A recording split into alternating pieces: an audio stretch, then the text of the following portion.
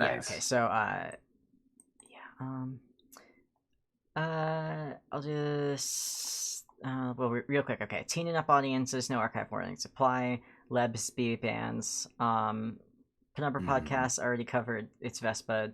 Relationship study, established relationship, canon compliant. Fluff, hurt comfort, emotional hurt comfort, pre-canon, season/series 3, 5 senses, updating once a week until complete. And this is part of Vespa Ilke's Hot Girl Summer collection. Uh, Love uh, this. so this is chapter 1 of O Maker, Tell Me Did You Know? After 15 years apart, Buddy and Vespa are relearning their relationship in the ways they've changed. It's not just the big things, like Buddy's mechanical parts or Vespa's radiation-addled brain, but the little changes that seem to matter just as much.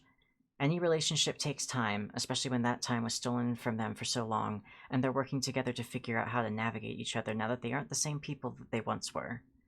A relationship study told through the 5 senses. Oh.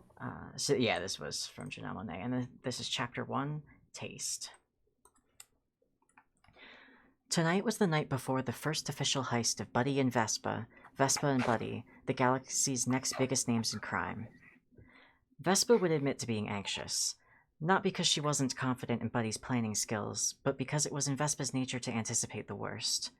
A lot could go wrong when you were trying to showcase your skills to the galaxy in the flashiest way possible, especially when one member of your duo was more suited to stealth than opulence. The plan was to rob a politician's mansion on Anubis during some fancy pants gala he was hosting. Buddy would pose as part of the entertainment while Vespa snuck in with her assassin's grace, and they would meet up at the politician's vault. It was almost foolproof, but Vespa had been on the receiving end of enough blaster shots to know that banking on almost could very nearly get you killed. This time she wasn't just banking on the possibility of proper planning, though. This time she was banking on Buddy Yarenko. Speak of the devil, Buddy's voice filtered through her thoughts. Darling, I have good news. Yeah. It was probably something to do with the heist, if Vespa had to guess. Some new factor that made their jobs a hell of a lot easier. Yes. Buddy's voice rang with excitement as she held up a paper bag with grease staining the bottom. The bag swished from side to side in her grasp. I found a charming little street vendor and managed to score us some Venusian pastries on the cheap. Vespa blinked. Not what she'd expected. Pastries? But it's almost midnight. What the hell kind of vendor was even out? I believe they're staying out later in preparation for the gala. Buddy shrugged. There's a whole host of new customers flying into the city, and there's another party or celebration of something or other going on every night this week. For how much? We barely have any creds left after paying for your dress. Well, I bat my pretty little eyelashes. You all know all about my pretty little eyelashes, don't you, darling? Buddy winked those aforementioned eyelashes at her. And managed to bring the price down to 2 creds a pop, which leaves us with 10 creds left in our wallets, and after tonight that should increase by at least 10,000. These politicians are hoarders in their own rights, and Mr. Garth Shedrath has more than enough material goods to go around. I guess you already bought them, so there isn't much we can do about it. Vespa caved after a second or two of silence. At least now she was that much less nervous. After all, if she wasn't able to resist that voice, her words, those eyelashes, how was some stupid puffed-up politician? Precisely, dear. Nothing to do except enjoy them. She laughed that jaunty little laugh that Vespa knew so well. And hope they don't give us food poisoning, of course. Wait, what? But Buddy had already pulled a steaming pastry out of the bag and taken a huge bite. The pastry itself looked like it was made with fried dough and some kind of red fruit oozing from the center. It was dusted with powdered sugar and could probably rot a tooth straight through in a few bites. Vespa felt her sweet tooth ache. None of the crews they'd ever worked with managed to figure out that the huge stash of candy she and Buddy insisted on keeping around was for Vespa to satisfy her need for anything sugary. Ask anyone and they'd say Vespa Ilke took her coffee black. Ask Buddy and she'd say Vespa Ilke was going to need to find a dentist who took criminal patients if she wanted to keep her cavities in check. Buddy held out a second pastry for her to take. She already took a bite, she thought. What's the worst that could happen? It was good. Really good. Worth more than 2 creds, that was for sure. It was warm and just the right amount of melt-in-your-mouth flaky, the red fruit bringing in a note of tanginess that Vespa hadn't been expecting. For a few seconds, she just enjoyed a pastry with her partner and didn't think about the heist they were doing for the next night, or how she had no idea where they were going after they completed it, or how easy it would be for everything they'd been trying to slowly build up to fall apart in the span of a few ill-timed mistakes. Instead, she closed her eyes and felt the dough give way on her tongue and thought about Buddy batting her pretty eyelashes. When they were both finished with their pastry, Buddy sighed. Venusians know how to make a damn good dessert, She said with a smile. Vespa felt a laugh bark out of her. The tense posture she'd been locked in for hours slowly unraveled with the sound of Buddy's satisfied tone. Yeah, that was just what I needed. Good. Buddy smirked. Hopefully, this means you can stop worrying so much about tomorrow's festivities then. Worrying. I wasn't. She spluttered, caught off guard even still by Buddy's perceptiveness. Darling. Buddy reached out to her, grabbing her hand and squeezing lightly. While I'll give you that you don't show many outward signs of it, I know you well enough to know now to know when you're borrowing trouble. It's perfectly all right to worry, but you seem to be working yourself into a frenzy. Vespa pushed some of her stray hair out of her face. Considering what to say, she let the silence fill around them. It's not that I think things will go wrong. She paused, taking a breath again before continuing. You're a genius, Bud, and I know we can pull this off because we've been pulling stuff like this off without each other for years. But I'm not used to a heist in the spotlight, and I know you've got big plans for us. I want to be a part of them, but you've got to give a girl some time to adjust to the idea of infamy. Without thinking, Vespa's eyes turned towards where Buddy's dress for the gala hung, the golden gossamer cape of it catching their shitty ship lights and twinkling like a universe of stars. She looked down at her own clothes, the faded gray tank top and black cargo pant with holes she'd messily sewn instead of getting a new pair. Hell, half the pockets had junk in them and the other half housed knives. The only shine came from the glint of deadly metal at her hip. That glint was the only spotlight Vespa had ever tried being under. Vespa. Buddy said her name like something more than just the point of a blade. Something bigger than a tool and something brighter than a shadow. I promise you, we are going to be unstoppable.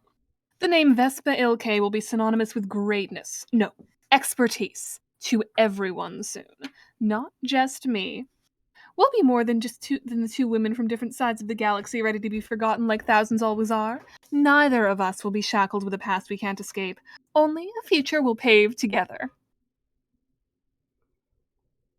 Buddy laughed, light and airy. Why, we'll never have to hackle for 2 cred pastries again. Being known, that wasn't what Vespa wanted.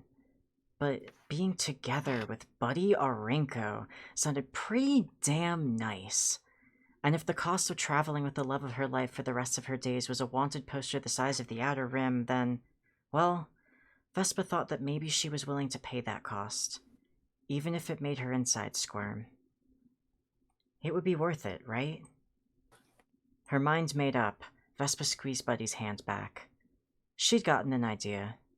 Ritual and superstition were a big part of Vespa's life, and even if the recent upheaval was welcome, she'd feel better if she had some way to offset the fact that she wasn't used to any of this. That sounds good, Bud. Only maybe the haggling isn't so bad. We could make something out of it.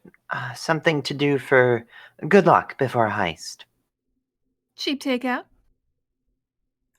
Buddy smiled again. Vespa would never get tired of seeing her smile. Yeah, maybe it'll be just what I need every time. Buddy leaned forward, some of the red fruit filling still on her lips, and gave her a soft kiss. I'd like that. Do you still know the number for that Martian place on this side of the asteroid belt? Vespa asked, her fingers idly rubbing at her comms. Buddy glanced up from where she'd been going over the information they'd gathered on the gilded globe of Reaches Far. Her hair was perfectly in place and her expression was in control, but confusion pierced her eyes. Pardon? You know, Vespa made a vague gesture. for dinner. I remember it being the cheapest hole in the wall we could find. When we were over this way for the Lido job. Buddy froze, then laughed flippantly, as if she'd been rebooted. Vespa wasn't sure why until she placed a hand over her stomach, seemingly unconsciously. Oh dear. She smiled tightly. I'm afraid that's not really an option anymore. What do you? Oh yeah, Vespa rubbed at the back of her neck. the food thing. Yes. Buddy laughed again, and this time it sounded much less like she was faking her grin. The food thing. I'm afraid the only thing going into this lovely stomach of mine will be the rest of that bottle of wine we snagged at our last stop. Vespa hadn't considered that Buddy could no longer take part in their good luck tradition. They hadn't had a reason to buy garbage food since forming this crew and coming aboard the Carte Blanche. An uneasy feeling sank itself deep in her gut, a reminder of the bad feelings she'd get whenever something about a job fell out of place. That's ridiculous, she told herself. There's no way the fact that you aren't getting Martian takeout is going to affect what happens on this heist. Oh shit. Everything will be off now, Ransom's voice said to her left. Vespa whipped around from her spot at the kitchen counter only to see empty air. Like she said, ridiculous. Vespa, are you all right? She shook her head, hoping no other stray voices dislodged themselves. Fine, bud. Sorry, just thinking. All she heard in response was silence. She pressed on. Why don't I drink with you? Something nicer. Oh, I'm afraid we're much too far away from any liquor stores at the moment. Vespa shook her head again. Not what I meant. Hold on. She hurried out of the kitchen and traveled to the hall closet where the crew of the Carte Blanche stored the knickknacks that no one would be touching for the foreseeable future. The only reason she'd ever seen anyone go into this closet was to stuff some detritus that wouldn't fit in their cabins, or to have a panic attack. No one ever paid attention to what was inside, which made it the perfect place for storing her gift. She grabbed it and walked back to where Buddy was appraising her with a raised eyebrow. What's that in your hand, darling? She asked. I was saving this for a nicer occasion. Maybe an anniversary or something. I don't know. But this works too. Vespa held a bottle of bourbon. Good bourbon. Bourbon that had cost more than she probably should have spent on it, considering she wasn't much for whiskey herself. I know the quality of the booze doesn't really matter for your stomach, but you've got a taste for it, so I figured I'd get you something nice to surprise you. Buddy looked uncharacteristically misty-eyed and off-kilter, like she hadn't factored the gesture into her plan for the day, so now she needed a moment or two for her brain to catch up with what was happening. Why, Vespa? She finally said. Color me touched. I've been drinking bottles of 10 cred Pinot Noir and cinnamon liqueur for the past week and a half. This should wash down nicely. Of course, bud. Anything for you. And she meant it, said softly in a tone that she used for Buddy and Buddy alone. It was a tone that left her feeling vulnerable, like she'd exposed her neck, but it was going to be okay, because the worst Buddy would do is kiss it a little roughly. Well then, I'd say it's high time we cracked this bottle open and shared a glass. I know for a fact that I have the makings of a Manhattan somewhere around here. Give me a moment to dig through the cabinets. Vespa nodded and gathered 2 heavy glasses from the cupboard. As she set the glasses down on the counter, she took some time to watch her partner. Buddy's expression was that of smooth delight, and Vespa noted the comfortable way she prepared Vespa's cocktail. Hearing about the bar that Buddy made her home at in the years they were apart and watching her effortlessly serve up a drink felt like 2 very different things. It took Buddy less than a second of glancing around before she confidently pulled out all the ingredients she needed. Vespa knew it was a simple enough drink, but Buddy insisted on adding a flourish to the process when she noticed Vespa's eyes on her. With each bottle she handled, Buddy moved her hands like she was about to start dancing before finally pouring the ice and dropping a cherry in with a blown kiss in Vespa's direction. Vespa laughed, happy as always to watch Buddy do something in her element. After mixing her drink, Buddy poured herself a hearty supply of bourbon into her own glass, much more than any doctor would allow. The small voice in the back of Vespa's mind that held onto her year and a half of medical school like a vice whispered its dangers, but she calmed it down by telling herself that she'd examined Buddy's mechanical stomach herself. Can't exactly hide the fact that you never eat from the woman who sleeps in your bed at night. I imagine I'll be finished with the bottle around dinner time tomorrow. Buddy said. Of course, by then we'll have completed the very first heist in this wonderful plan of mine, and we'll be well on our way to the Cure Mother Prime. I'm sure there will be plenty of reasons to continue the celebration. Right. This plan of yours was steal and ransom. Hopefully those two don't mess it up. Oh, ye of little faith, darling. I have a feeling they're both going to do just fine. Buddy laughed teasingly, and Vespa joined in. And you may continue to celebrate with me. Buddy brought her glass to her lips and drank almost the whole thing in one go. Vespa didn't even blink. God, she was beautiful when she was guzzling alcohol. Just like she was beautiful when she did anything. It is a shame about our little good luck tradition, however. Vespa took a swig of her own drink. Yeah. She said, not sure where Buddy was going with this. We'll just have to start something new. She topped her glass off with more bourbon and held it up for a toast. To new traditions. The idea of going against their old ways set uneasily in Vespa's superstitious stomach, but the part of Vespa that reveled in relearning Buddy Arinka from the inside out after 15 years apart hummed with excitement. Things couldn't be the same as before. She knew that. They were two different people, after all. No way was she the same woman as she was before she fell off that high scraper. No way Buddy was the same either, even discounting the fact that she was at least 1/5 metal at this point. Things couldn't be the same as when they were daring 30-somethings with nothing to lose.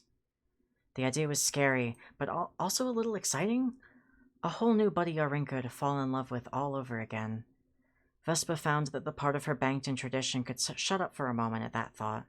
She raised her glass and tapped it to Buddy's with a soft smile. To new traditions.